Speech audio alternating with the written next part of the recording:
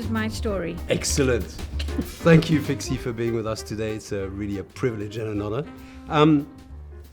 I always wondered why Pixie. I mean, I went outside and I had a look, and it means petite, vivacious woman, cheerful and mischievous. Does that really describe you in a nutshell, or did you choose that word, that moniker? No, actually. My real name's Patricia, and in South Africa I'm called Trish.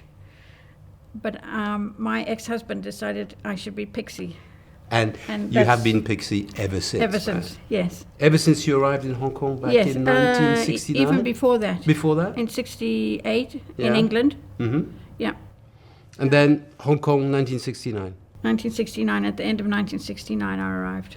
And what brought you here? An accident. What sort of accident? I had no plans to come. I was actually on my way to Australia. And I had friends in Singapore, and they said, why don't you stop here on your way to Australia? And I said, okay. And I loved it. And then they said, oh, well, we're going to Bangkok now. So I said, well, okay, I'll go to Bangkok. So I went there for 2 months, and then they said, we're going to Hong Kong. So I said, fine. And that was it. Here started the story. That's right. Of Pixie in Hong Kong. Yeah. So you had quite a number of jobs, right? Number of things. Quite an entrepreneur. You did a hair salon. You did property. I did. When I first came, it was the height of the Vietnam War, right. And so I worked in a bar called The Happening in Jaffa Road, only behind the bar. Westerners were not allowed to work this side of the bar. And then I got a job in a wig factory, which in the 70s was the big moneymaker in Hong Kong, the third, I think. And it was in Kwun Tong, and I was the only Westerner. And I worked half for a Chinese company and half for an American company. And I did that for a year, 18 months. And then I was offered a job to manage a hair salon called The Hair Shop, which was in Wellington Street. And I did that for 7 years, and then I started my own salon called Pixie's, and I had that for 19 years till 1996. Wow! And then I decided I wanted to change, and I went into property, and I'm still there. As everyone does in Hong Kong. So your story with the club more specifically started, if I'm not mistaken, in 1981, and a certain gentleman called Vic Locke brought you in the club. Yes. Because Vic was chairman of the San Fernando race, I kind of got involved with the San Fernando race, and in those days it was all the members that ran the races and the committees and everything, and kind of just involved with that. Trish Rennick ran the office, and I worked with her, and we used to go down to San Fernando with all the cash to pay immigration and all the rest of them. Those were the days, right? They were, yes. Epic. It was. And in those days, everybody went down. Wives, children. It was really good fun. An escort with the Royal Navy always. And so they was involved with the parties that we had down in San Fernando. I hear they were quite memorable in those days. Well, they still, the couple that I attended were pretty impressive.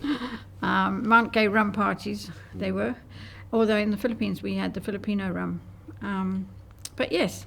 It was a lot of fun, and everybody enjoyed it, I think. And that was carried on right till 97, which was the last time we went down with the Royal Navy to San Fernando. Yeah. But you kept your involvement, and I've got my notes here, with the San Fernando race up until 2017. I did. Mean, that's a grand total of 37 years. Even though it's run every 2 years, there's a lot of organisation. That's right. And people might not know that there's a charity involved. There is a charity involved. In 1987... Vic and I actually went to Australia because he did an exchange very cleverly, because it was the America's Cup. And during that year, Eddie Cannon ran the San Fernando committee. And the Americans were just pulling out of the Philippines. And so because we'd been there so much, we decided it was time to try and give something back to the community. And that's when we started the charity. In those days, it was an orphanage. Nowadays, it's not so much an orphanage as just a home for the children to go to when their parents are busy working or can't afford to look after them. So that was really the start of it in 87. And you've done quite a lot of member related activities for the club. You've been involved in a number of committees, and I tallied up the years. It's like an equivalent of 66 years I didn't given know it to was the that club. much. I didn't. Membership committee, where you're still part of the My membership last committee year, for the last yes. 20 odd years. Yes. 19 to be precise. Yeah. Your last year until June, like me. Yeah. You also took part in a fantastic event that you were relating to me before, which was the centenary celebrations back in 1995, is it? 94. 94, sorry. Yeah. Tell us a bit about Well, that Vic was event. Commodore at the time, and obviously it was a centenary, and so we decided that, or he decided with the Gen Com and everybody, that it should be a special time. And we had various functions throughout the year. One of them was children doing drawings, which Princess Anne then came and had a look at, which we were very honoured about.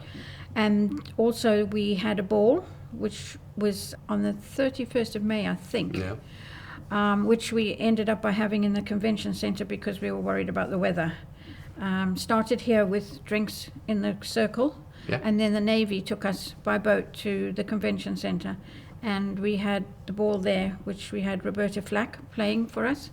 Wow. And then afterwards everybody came back to the club for breakfast because we wanted the club to be very much involved. Mhm. But it was a bit dicey with the weather. So that But was... you did even more than that. You created a logo, that's a whole right. paraphernalia of With, things for the Steve for the event. Ellis, who had a company called Emphasis. Yeah. His company designed the logo. Actually, I think a very nice one. It took a beautiful, while. yeah. That had to be on absolutely everything in the club. All the toothpicks, the matchsticks, absolutely everything. Every garment all had the logo on it. And that was really quite a challenge at times to get everything done. But we did. And it was very successful. It was a great time, actually. And for our meetings, Tom Sunter, who was head of the Royal Navy at that time, he was head of the Centenary Ball Committee because he wanted to be involved. And we used to go to the top of Tamar to have our meetings, which was very special. That must have been very special. It was indeed, very right? special, yeah. And in those days, you were telling me also that the wives were a lot more involved, right? Definitely, yes. I know that my wife doesn't want anything to do with the Yeah, club. I think just because there wasn't a race office in those days, so you kind of just got involved and did everything and organised everything, and So you didn't have the infrastructure, the people that we have today. No, you were saying that not for the at San all. Fernando, the race office was the in telephone the telephone room, right? and was the cigar room. I don't think it is a cigar, but that was all one room. Yeah. And that's It's where we becoming had. one room again.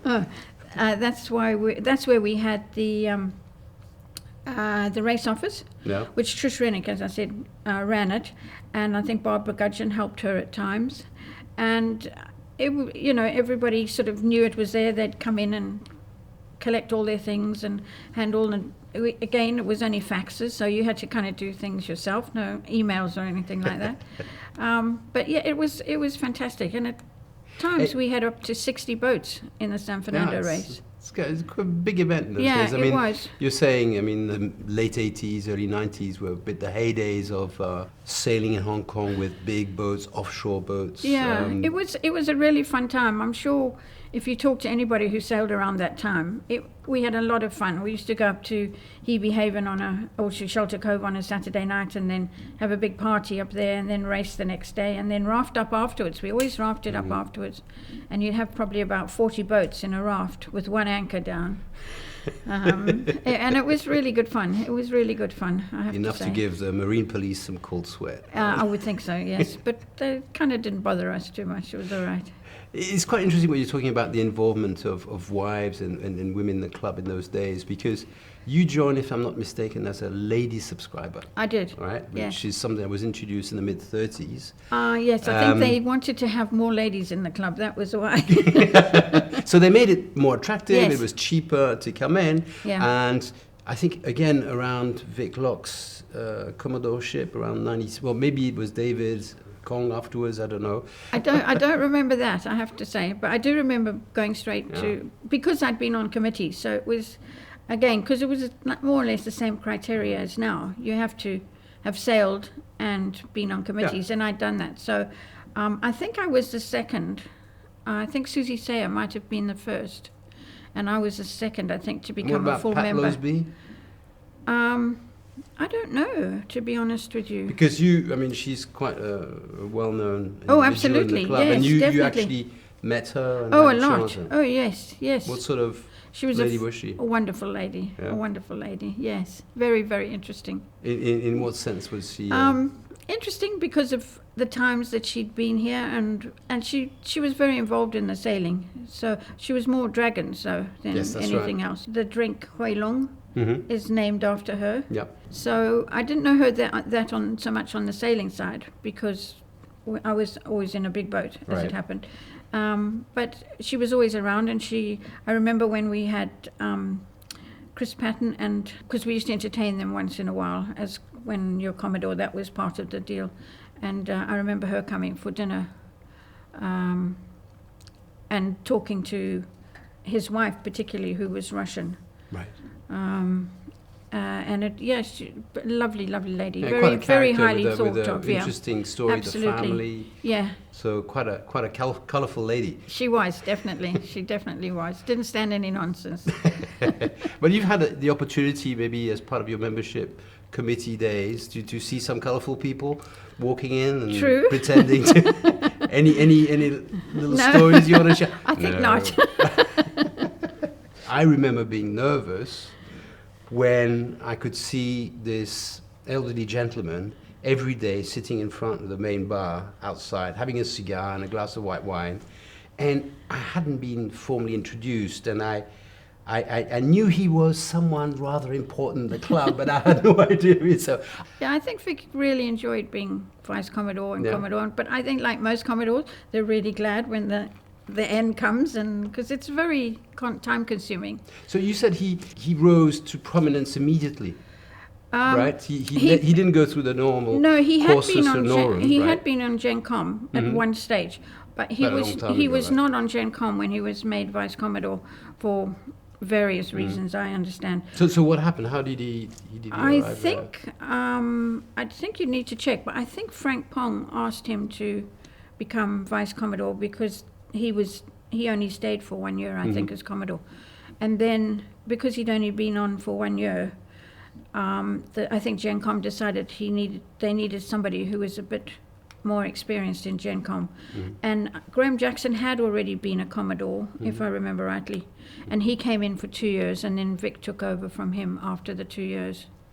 And it just happened to coincide with the centenary, which was magic. Yeah. Absolutely fantastic. And also this period we touched on it a bit earlier on those heydays of racing, and you've raced on a number of boats. I've got a number here: Quicksilver, Kimoko, Moonblue 1 and 2, obviously. But there's one that stands out is Boogie. Yes. Tell us a bit. I used to do the foredeck on Boogie. Really? Yes. It's quite a large boat. I have John Kilburn, who was a policeman here, to thank for teaching me the foredeck on Boogie. Boogie was a Rond Holland 40 aluminium boat. Yeah. In those days, we used to fly the blooper sometimes, and it was at a baby stay which had to be taken off every time you wanted to jibe, which was a big problem if you didn't, because then the pole bent.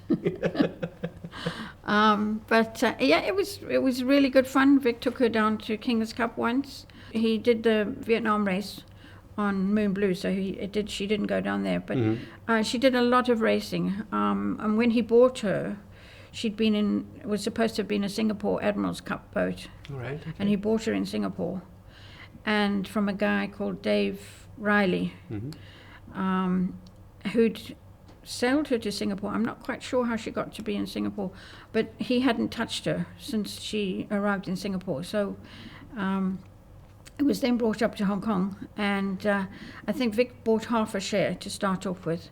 But she's a very tender boat, and the very first time we went round the island, it was blowing, not in the race, just it was blowing a hoolie. I can remember her heeling right over and looking down, and all the crew here were underwater. It was quite scary.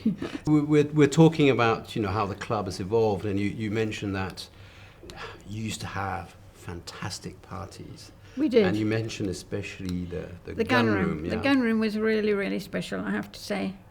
It's a special room anyway. Yeah. I mean, the view and everything from there is amazing. And we've had a lot of farewells, birthdays, anniversaries, a lot of surprise parties in there, Yeah. I have to say. Welcome home. We had one farewell party where Paul Dalton, who was a policeman, brought 2 monkeys from RHKYC, real live monkeys, and we had them in the gun room, but unfortunately one of them escaped and ran around the compass room. But we did manage to get him back, so that was all right. And it's a really special room. If you talk to a lot of people who were here in the 80s and 90s, it was a very special room. Right. With lots and lots of fantastic memories. So, and also we used to run the cannon around the compass room as well. So what does that entail exactly? Just 3 or 4. For those that might not know. Well, it's not. It's outside. I don't know where that cannon is now. It used to be at the top of the At the top of the stairs, there used to be a cannon, yeah. And then when you'd had a fairly good evening, it was decided that the guys would see who could run. You had to have more than one because it's very heavy. I think there were like 3 or 4 to run the cannon around the compass room to see who could do it the fastest. So yeah, I think obviously the club's changed, and I think it's amazing the way it is now. But it was very different in those days, as we all know. But time moves on, and I think the way the club is now is fantastic. I really do. I think it's a lovely club. I'm really proud to be a member of this club. Fantastic way of putting it. And I'll raise my little glass of bubbly because I do. That's why, especially today, because you're a champagne fan, we decided to calm your nerves with a bottle of bubbly. Thank you very much for your time. My pleasure. Thank you very much for having me. Thank you.